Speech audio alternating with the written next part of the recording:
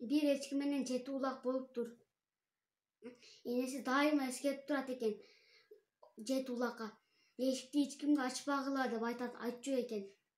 Болуптур деп айтат экен улактар. Энеси токойго сут алганы кетсе, кашкыр келип, улактарым, чулактарым, эшикти ачкыла дейт экен. Жети улак болсо, бул энемдин үнү эмес го деп айтат экен. Ошентсе кашкыр анан энеси келип, эшикти улактарым, чулактарым, эшикти ачкыла деп айтса, энесин ачат экен. Энеси кирип сүт берип, дагы токойго кетсе, дагы курсактарын тойгозгон жем алганы кетсе, кашкыр келип, улактарым, чулактарым, эшикти ачкыла дейт экен. Козулар болсо энем үнү деп ачып алса, кашкыр 6 улагын жеп, 1 улагы калып калат экен.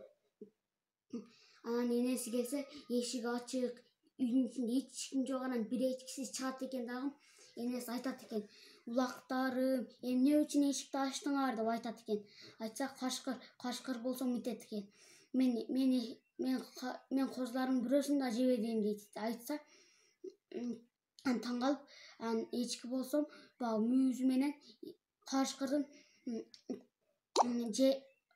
жеген тамактарын кирген жагын жарып салса, козулар тирүү болуп чыкканда, анан бактылуу болуп жашап калышат экен.